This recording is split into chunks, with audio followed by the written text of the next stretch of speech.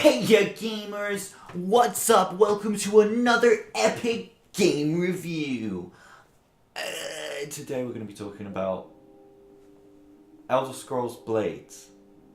And to sort of condense my feelings about this game, I'm going to use a phrase that no other human being in the history of the world has ever said before.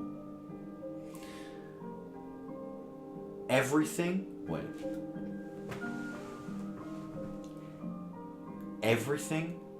that Todd promised for this game is true. Let me explain. It is a full-feeling Elder Scrolls experience with a real story mode. Sure, it's not as in-depth as, say, Skyrim. It feels like a legitimate part of the universe. But it doesn't feel like a game that was made for a console and put on mobile. It feels like an experience made to play to the technical strengths and weaknesses of mobile as a medium. The ability to turn your phone landscape and portrait is really smooth and it's really effective, and the control changes are really, really good. There are a couple bugs, but that takes me on to my next point. This game is currently in early access, which means there are a lot of bugs, but nothing game-breaking. There is the chance, or sort of half the time when you start up the app, I start up the app, I get stuck in an infinite loading screen and have to restart the app. That's just a few seconds of my time, but it is a little annoying. Other bugs would be sometimes on the main menu screen when I put my phone into landscape mode, it has all these icons flying around everywhere. The other one is one they've already tried to start addressing. All of, at least on Android, all of the prices in the store show up as being 0 currency, but when you click on them, it can charge you anywhere between £1 and £99. I don't know what that translates to in dollars or what have you, but nevertheless, it's a pretty big issue. But really, those are my only weaknesses. There's no voice acting in the game, which is fine. It's a mobile game. Most people are going to be playing it on the go anyway, no sound on. The controls are really, really smooth. There are only 2 issues I have, and they're both to do with looking around. When you have it in portrait mode, or you're just using the tap controls in general, tap the location you want to walk over to. Sometimes when you walk into a wall, your character will start turning and looking all over the place like a crazy person. Which is kind of weird, but I don't really know if there's a way to fix that. In landscape mode, the looking stick is really annoying because there is already a really robust looking around system that just requires you to take your thumb off of the screen sometimes. I don't know why there isn't an option to just have the walking joystick in landscape mode and not the looking joystick, just use the default looking controls, because sometimes I'm just looking around and then the joystick will come up.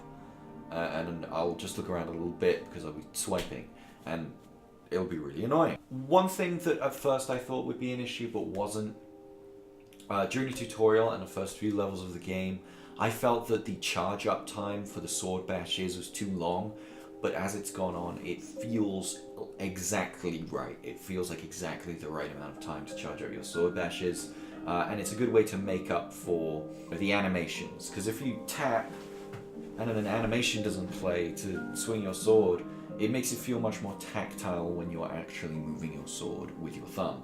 One thing I'm looking forward to most about this game, they haven't brought out the PvP yet, which is going to come with a full version of the game. So sure, you could say not everything Todd said, but it's there. It's on the main menu.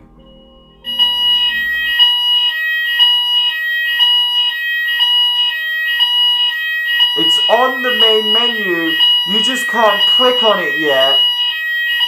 My building is testing the fire alarms.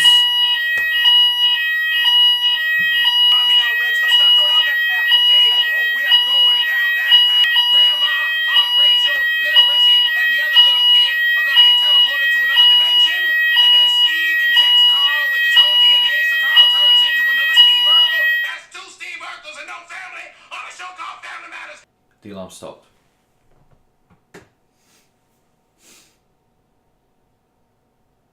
That's not in the lore. Fuck, am I gonna be able to put that in the episode? Whatever, who cares? What was I saying? It's on the main menu. You just can't click on it yet, and you will be able to in the full version of the game. I think it's just because they want to limit the online functionality right now, so they can get the base mechanics down, and they really do. One thing I would say is that there is a sudden difficulty spike around somewhere between level 5, level 10, maybe level 7, I think is where it happens, in the missions, and I think that's to try and push you to get better weapons, and in order to do that, realistically, you're going to need to get some in-app purchases, because in order to get the materials, you're going to have to purchase chests, and the only way to get chests once the missions suddenly spike in difficulty is to buy them from the store. You can get them from missions, sure, but if you can't do the missions because of the difficulty spike, then what are you going to do? That's not so great, but other than that, I genuinely, I have pretty much nothing but good things to say about this game. The town feels really customizable, and there's a lot you can do there. As you make more buildings, the buildings get more and more expensive to make, so you build one house, the next house you make will be more expensive. And I guess it feels like another way to just try and tempt players to pay. Which I understand it's a free game. I don't have a problem with them trying to tempt players to pay for things in a free game. If I had paid for it and they were doing that, I'd have a problem. The problem I have is the amount. I wouldn't even mind paying a little bit for Elder Scrolls Blades if I could just have a more balanced experience. But I have actually been getting through the game really smoothly. I still haven't really experienced any issues. They do have a jobs section in the town. If you go up to the town hall, there's a mission board, and they're not story missions, they are randomly generated missions, and they are usually a bit weaker, and you can use that to level up to a point where you can fight without having to get the in-app purchase. It just takes a lot longer. It's a bit of a grind. And that's fine. That's a really good way of dealing with it. Generally, there is a wealth of content in this, especially for a mobile game. There is the town, which you can build from scratch yourself. I mean, I only just fixed all the walls.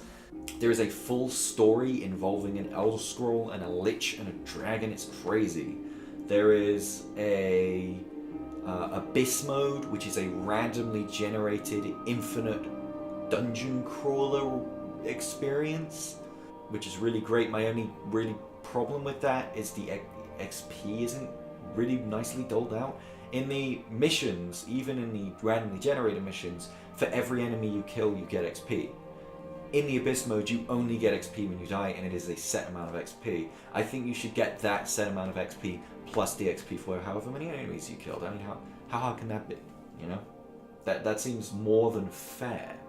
I mean, I've been complaining a lot, but I really genuinely, I just want to sing my praises about this game. This is one of the most solid mobile games I've played in ages. I'm a connoisseur of mobile games, and this is the most solid mobile game I've played in ages. Congratulations, Bethesda. Well done to the studio that made this, because it wasn't Bethesda Game Studios, realistically. It was someone else that they hired to do it for them. And they did a fantastic job, whoever it is. I believe it may have been the same people that did Fallout Shelter, and it's a fantastic job that they've done.